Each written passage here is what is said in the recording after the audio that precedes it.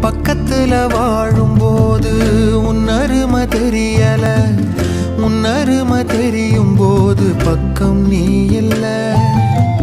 தன்னந்தனி படகு போல தத்த